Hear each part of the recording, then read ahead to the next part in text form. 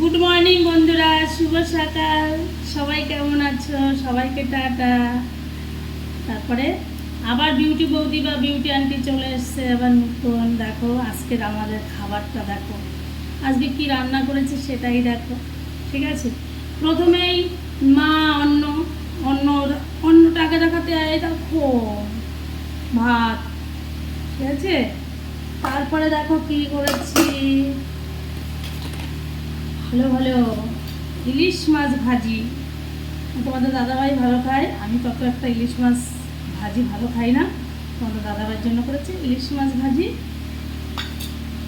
আর এদিকে আছে কুমড়ো শাক। এরকম গতকাল একটা কাকিমা কুমড়ো শাক দিয়েছিল, একটা ভিডিওতে তো দেখিয়েছি। সেই শাকগুলো এই যে রসুন ফোড়ন দিয়ে কাঁচা লঙ্কা দিয়ে ভেজেছি বন্ধুরা, এটা খেতে খুব টেস্টি জানো তো। আর এদিকে বাবার বাড়ি থেকে দিয়েছে এই যে কি বলতো, এটা কচু শাক।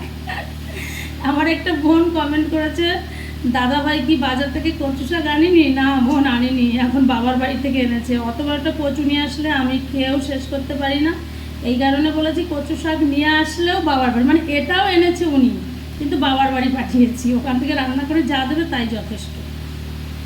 আর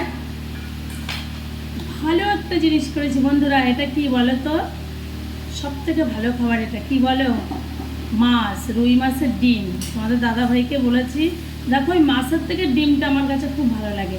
তা দাদাভাইকে বলেছি যে মাছের ডিম নিয়ে আসবে। এই দেখো কত বড় বড় করে ভেজেছি, পিস পিস করে।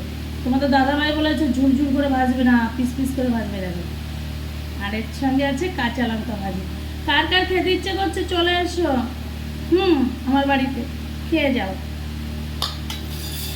আর এদিকে করেছি নিরামিষ, এই নিরামিষটা খেতে সব থেকে ভালো লাগে। এটা দিয়েছি ইলিশ মাছের মাথা দিয়ে। আর কালকে একটা কাকু, আমি বলি না যে আমার বেশি সবজি কিনা লাগে না, সবাই দেয়।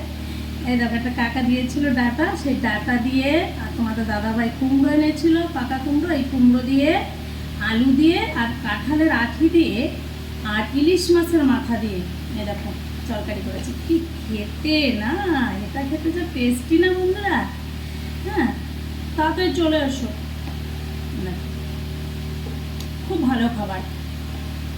এর উপর তো আমি তো মনে করি এই দেখো মাছের মাথাটা দেখা যাচ্ছে, বুঝতে পারছো।